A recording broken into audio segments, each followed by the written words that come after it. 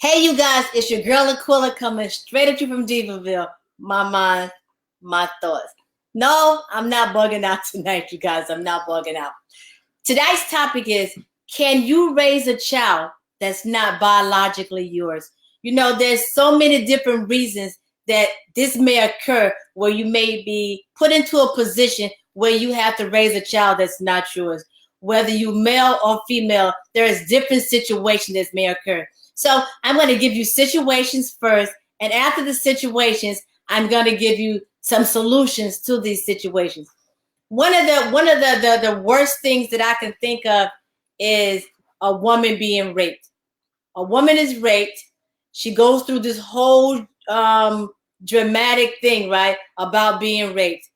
Afterwards, you go through the whole situation with her, with the rape and everything. Later on, you find out that she's pregnant.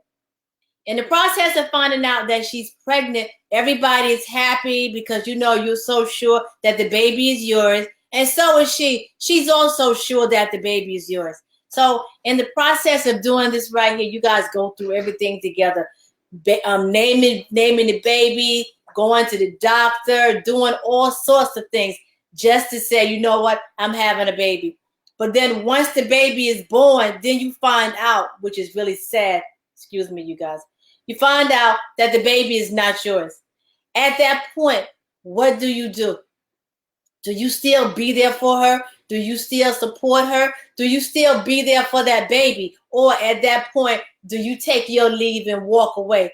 It comes back to what I'm saying. Can you raise a child that's not biologically yours? Now remember, she was raped, and it wasn't her fault that she was raped, but she was raped. Not only was she raped, she put this behind her. So you guys are going through the same process together about her being pregnant. And she's just as excited as you are thinking that that baby is yours. So you think about it. How do you think that she feels near realizing that this baby is not yours? You know, so are you going to up and leave her and make her have to relive that situation all over again? Or are you going to stay there with her and help her to raise that baby? Now, that's one situation. Another situation is he or she has an affair. And from that affair, a baby is born. Now, keep in mind, this baby is an innocent child.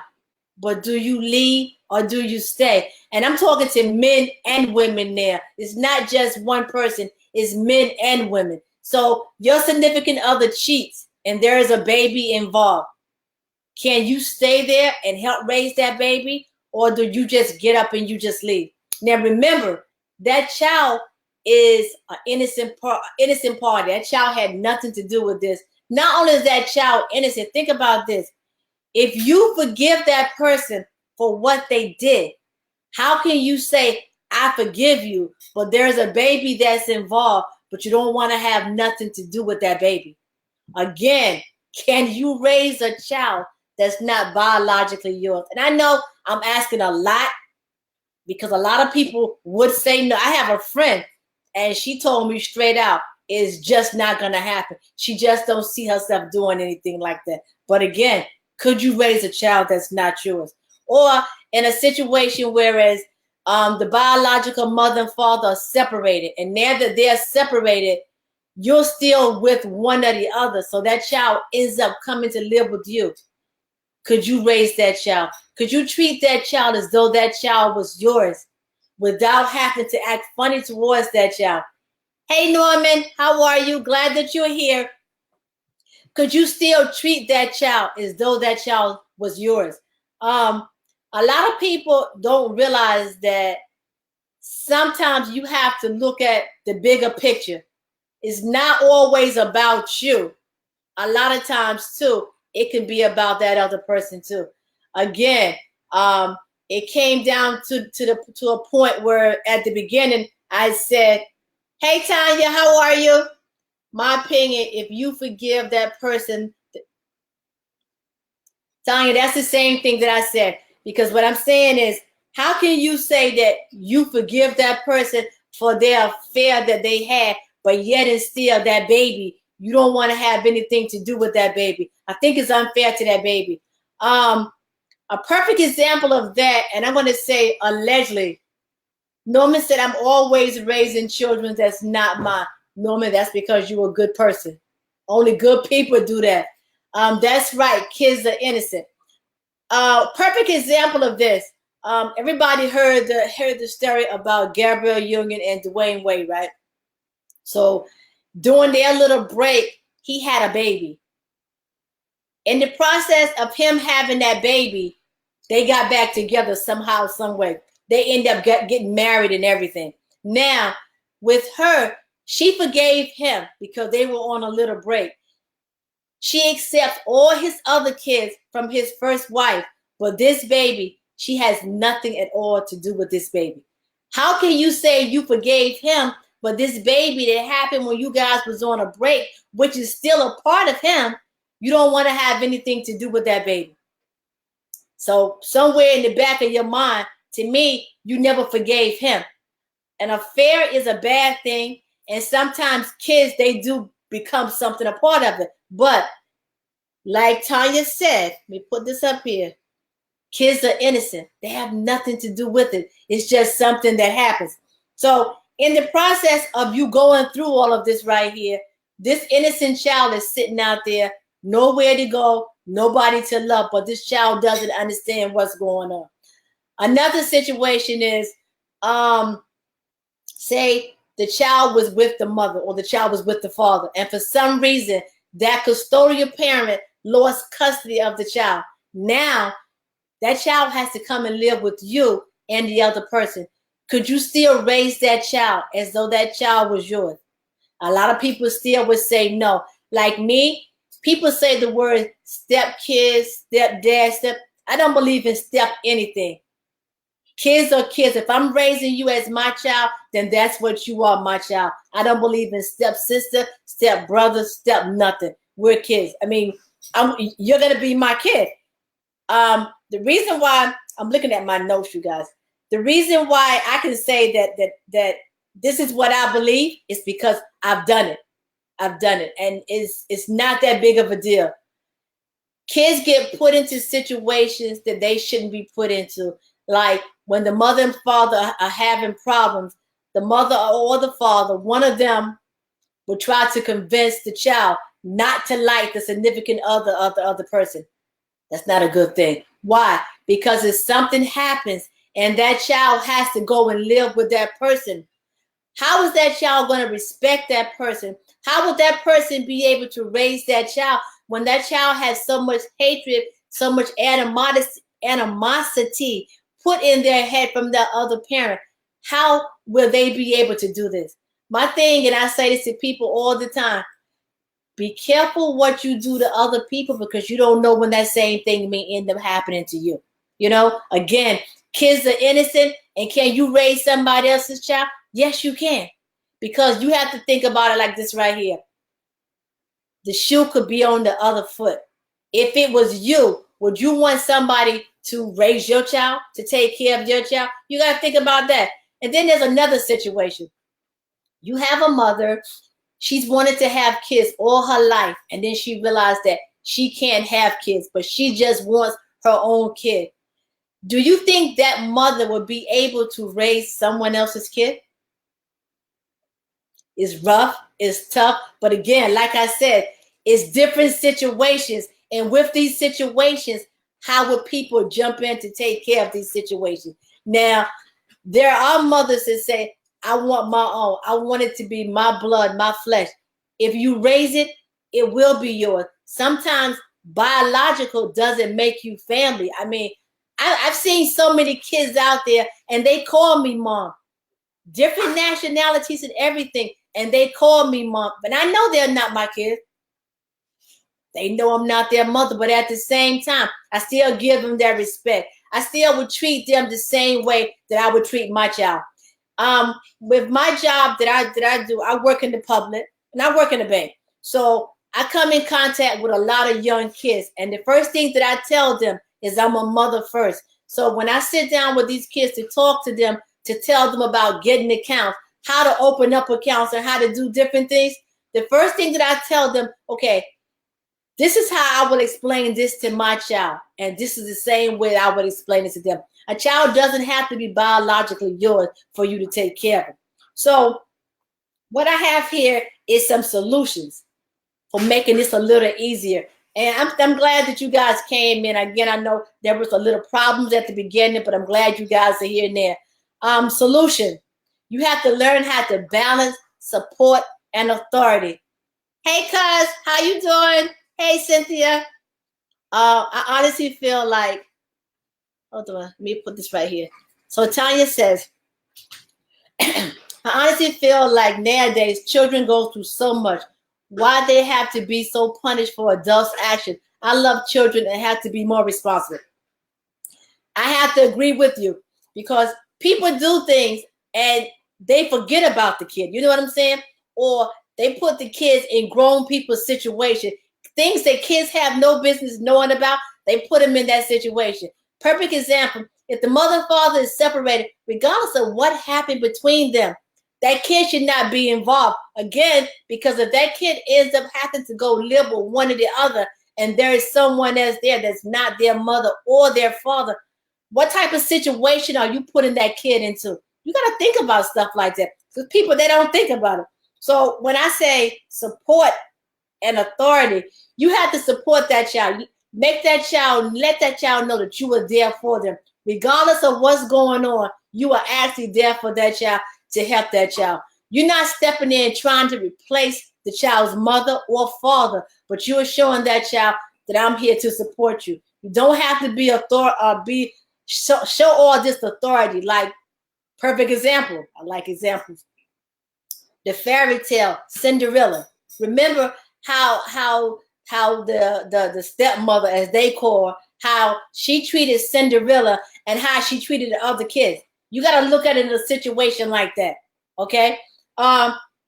You have to show that child, I'm here for you. Even though I may not be your biological, make that child feel, you know what? If anything happens, that child can come to you. That child knows that, you know what?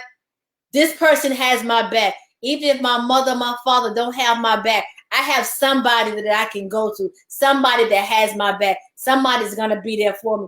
Don't use that child as a kicking stone or something, okay? I don't like this child's mother, so I'm going to treat this child bad because I don't like this child's mother. You're going to be very authoritative to this child. You're going to be very intimidating to this child. You can't do that. Why? Because the situation that child is in is not that child's fault. So you have to be able to be there for that child, to look out for that child, to help that child, because you may be the one to save that child's life. You know how some kids, they can't deal with stuff, so they end up committing suicide. They end up getting stuck out on drugs, or they end up in the street just doing all sorts of craziness. But you may be that person that talks to that child, that talks that child off that limb, so the one that helps that child to do the right thing. Build a platform of trust. You don't go there trying to boss this kid around. You don't go there trying to intimidate, trying to manipulate. You don't do any of that. Tanya said, I must agree. You speaking my thoughts exact. Well, you know what? That's a good thing, because I know that Tanya is a social worker. And if I'm speaking the same thing that she's speaking, I must be on the right track. But you have to let kids know, listen, there are other things that you can do. Okay, you got dealt a bad hand. I'm sorry, but there is someone out here who cares and somebody who can help you. Cynthia says, I have 2 of my own and 2 that I was blessed and through marriage. They are all brothers and sisters, all together. Hold on. Okay. I agree with you 100%, Cynthia. 100%. They are all the same. You raise them all the same, because you know what? At the end, you don't even know who's going to have to come to your aid and who's going to have to come to help you. Hey, Rashida, how are you? You don't know who's going to come to your aid and who's going to help you. Sometimes your own biological kids, they treat you worse than the other kids do. So you got to show these kids some respect too, because you never know what's going to happen. or who's going to have to come and take care of you. So I agree with you 100%. And kudos to you for raising your kids. And I say your kids. I don't separate. Kudos to you for raising your kids and let them know that you love them just like any other kid. So let me take this right here down so we can continue moving on. You don't overstep your boundaries. Not only do you not overstep your boundaries, you don't try to play that parent against the kid. You know what I'm saying? If it's something that's going on with you and the parent, don't involve that kid in it. Don't drag that kid into a situation that kid shouldn't be into. So if the biological parent say the kid comes to the biological parent and say, I want to go out. If that biological parent said, no, you can't go out, don't overstep your boundaries and go, well, why not? I mean, it'll be okay. Let her go. Let him go. It's fine. No, don't worry about it. You don't do that. You don't do that because now you are making a little crack in between the relationship with you and that parent, and you're making it bad for the parent, the biological parent and that child. Put it like that. Why? Because now every time something happens, this child is gonna run to you. When that child goes to run to you, eventually they're not gonna have any respect for that biological parent because they're gonna say, this person, I know they're gonna let me do it. And then the thing, you think about it, are you letting them do it because you're trying to get brownie points, or are you letting them do it because you feel, you know what, it's okay, they wouldn't do it? When you got somebody else's kid, you got to treat that kid just like you would treat your own kid. Because if you wouldn't let your kid go out at a certain time at night, why would you feel it's okay for someone else's kids to go out at a certain time at night? Regardless of what that other parent is. The other parent could be on drugs. The other parent could not have a job. The other parent could be whatever, homeless, whatever they are. You never talk bad about that parent to that child. Never. Why? Because at the end, that child is going to resent you. You never try to put yourself in a situation where you don't need to be, because it's not going to benefit you at all. If you have your own kids and you're all there in the house, don't treat that child any different than you treating your kids. It's just like Cynthia says. She said she had 2 of her own, and then she was blessed with 2 through marriage. You have to treat them all the same. Because if you don't, now you got a bigger problem because you have your kids in the house and then they're fighting. You can't show favoritism with the kids. All the kids have to be treated the exact same way. Now, you can raise a child that's not biologically yours, but you have to first, within yourself, you have to first know yourself. You have to be comfortable with it. Now, if you are, say, the guy, and you're bringing your child in with a new person or vice versa, you have to make sure that your partner is comfortable with the situation. You have to make sure that your partner is comfortable with the child. You have to do things with them together so they can feel comfortable with each other. It's not going to always be good times. It's not going to be that easy, but you can make it work because it does work. The thing about kids watch their parents. Kids mimic what their parents do. So as a parent, if you're going to be negative towards this new person, well, guess what? The child is going to do the exact same thing. And if you're constantly talking about this other person, the child is not going to respect the person. The child is not going to want to be around the person, which is going to cause more problems. You can support and raise a child that's not biologically yours. Like I said, I've done it. And it's not that hard. It's not that hard. Only time it becomes hard is when the adults act like kids. Because a kid is going to be a kid. A kid comes in, and if the kid sees that everything is going fine, the kid is happy with it. I know a situation where the father and mother separated. The father got with someone else. But when the father was taking the kid to his house where the new person was, the first thing the kid says is, mommy's not going to like this. So now when this kid goes into this house, how do you think this kid is going to react to this person when he gets in there or she gets in there, because what they're going to feel is, I'm doing something wrong. I'm doing something against my mother because my mother does not like this person. You cannot put your children in situations like this. I'm not saying just like be their friend, because you can be their friend, but at the same time, you have to know your boundaries. You have to set levels of respect. You know, it's like really hard for some people to do this, because there are some people that say, if I can't have you, then you can't see your child. Is that right? No, it's not right. They got these situations where these people are killing their kids because they don't want their kids to be with somebody else. Does that make sense? No, it doesn't make sense. Come on, people. We got to do better than this right here. Listen, each one teach one. Back in the African proverbs, what they say, it take a village to raise a child. Means the child doesn't have to be yours to raise it.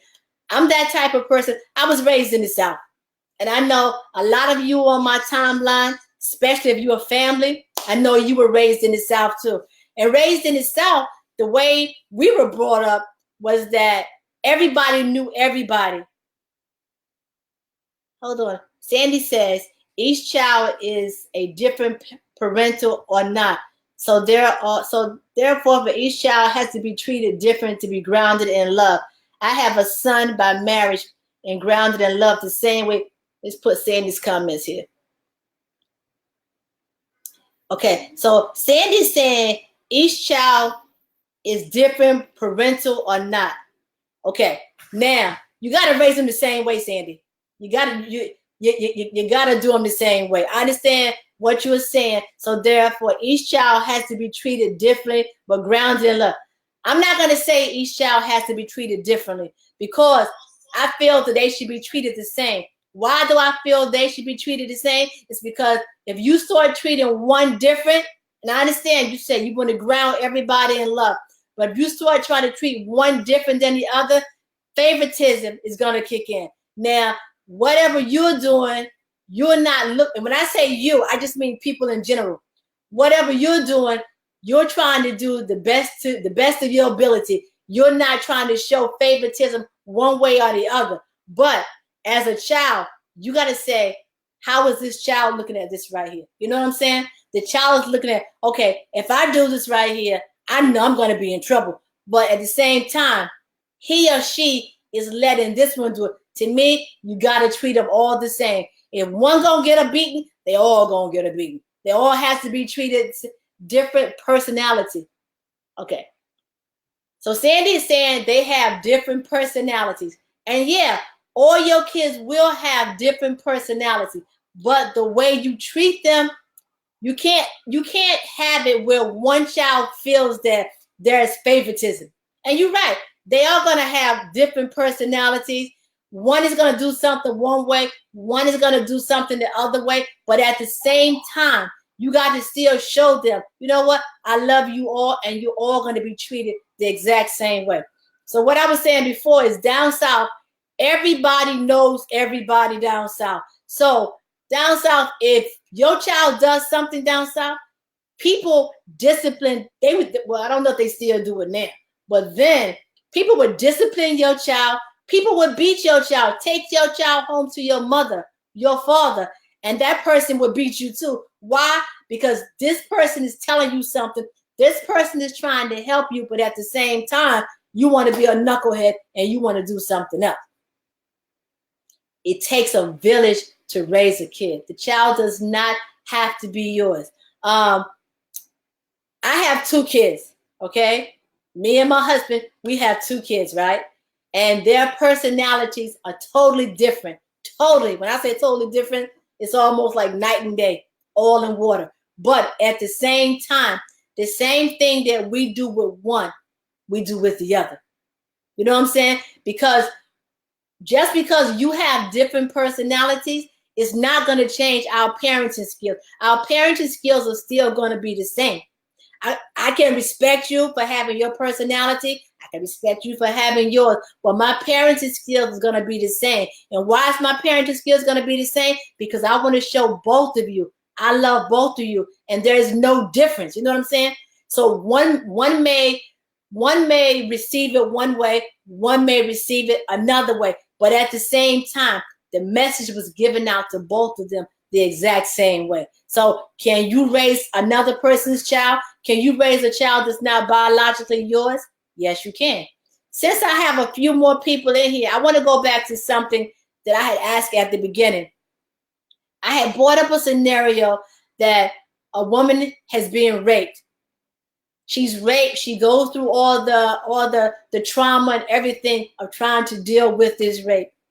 She's married. Later on, she finds out that she's pregnant. So she's hoping and praying that the baby is hers because she's trying to put behind her what happened with the rape. She's trying to put that behind her. So now the baby, I mean, the husband, he's going to the doctor with her. He's going to Lamont's class with her and everything. He's even there when the baby is born because to him, this is his child. So now as a man, if later on you find out that that baby is not yours, should you leave that woman? I want to see some opinions because in my opinion, I feel that you've been there through all of that. Stay there to the end. And the reason why I'm saying that is because once you leave or you decide, you know what? He decides that's not my baby, so why should I be there? I'm out. You make that woman relive that whole experience all over again. Now she's been raped. She has a baby by her rapist, but she's attached to this baby. So she can't do anything. She doesn't want to get rid of it because she's attached. Not only that, now as the husband, do you stay or do you walk away? What do you guys think? Me personally, it's going to be hard, and they're probably going to need some counseling and stuff like that to work through a situation like that. But I think that he should stay there with her. No opinions? I guess you guys agree with me that he should stay there too.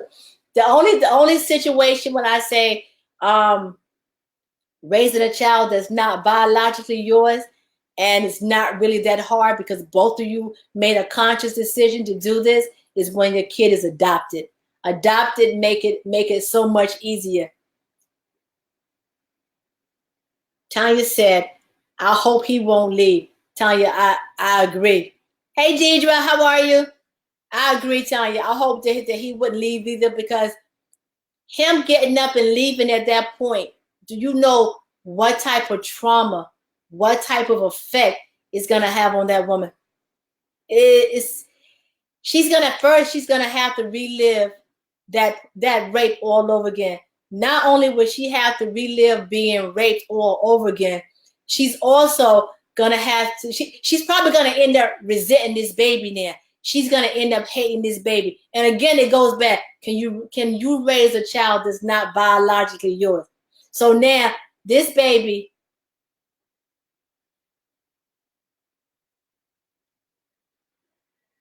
Deirdre said, exactly, Sandra. I'm sorry, you guys. The comments are coming, so some of the comments, I don't see them, but I'm going to go back and I'll read them later on. Tanya said she was raped. I would pray he would stay and raise the child as his own. Tanya, I will hope that he would stay there and raise that child as his own also, not only for the child, but for that woman also, because I'm telling you, she's going to resent this baby because she's going to feel that this baby just destroyed her life. Cynthia says, hold on, you guys. Cynthia says, I think it can be done, but you're right. It's gonna take a lot of counseling and a lot of prayer. It's gonna take a lot of everything, because for you to be there all that time and then at the end you realize that baby is there, it's gonna be painful. It's gonna hurt. But you know what I can say, and I gotta put my disclosure, my mind, my thoughts. So it's gonna take a real man to be able to say, you know what? Okay, you know what? This happened to her. This is my wife. I love my wife. I'm going to stand by my wife and I'm going to help her take care of this kid. I mean, Right is right. You know what I'm saying? I mean, it's sad. It's sad, but it happens. And that's just like we were talking about. I know it's like I'm repeating myself, but I'm just trying to get other people's opinion. It's just like we were saying that if there's an affair and a baby is born from an affair, can you raise that child as though that child was your own? So, Tanya had given me her point of view, which I agree with her. You know, so you guys, you're gonna have to look through it so you can see what it is. But if it's an affair, if you forgive that person for having an affair, but you cannot accept that baby, then you never forgave that person. Because if you can't forgive them halfway, you gotta forgive them completely. And if you feel that every time you look at that baby, then there's a constant reminder of what happened, then you didn't forgive anybody. You're kidding yourself, and it didn't happen. It didn't happen. I'm going to bring this to a close, but I will say this. You can raise kids that are not biologically yours. You can help somebody out. You don't know what a blessing you could be. You don't even know the biological mother and father, they may be so mixed up in their head that they can't even deal with the situation. But you being able to sit down and have conversation with the kid, you never know what may happen from that. Again, I said there is so many kids that I know that I've met through different years of working on different jobs and stuff. And up until the day, these kids still call me mom. These kids still reach out to me. These kids are still in communication with me still, because even though they're not my biological kids, there's something about me that touched them, something that touched their spirit that make them say, you know what? I can go to her. I can talk to her. I can trust her. You know what I'm saying? I want to just leave this one thing with you guys before I leave. I had this friend, right? And she was younger than me, but we still worked together. And she found out that she was pregnant. Matter of fact, I told her she was pregnant because we were really, really close. Before anybody else got involved to know that she was pregnant, she had the conversation with me because, for one, she didn't want to have the baby, right? So she and I had that conversation. And because we had that conversation, she has a healthy daughter. I forgot how old she is, but she's up in her age. She might be like maybe second, third, no, not second, third, maybe about fourth or fifth grade or something like that. But at any rate, because we had that conversation, she didn't get rid of the kid.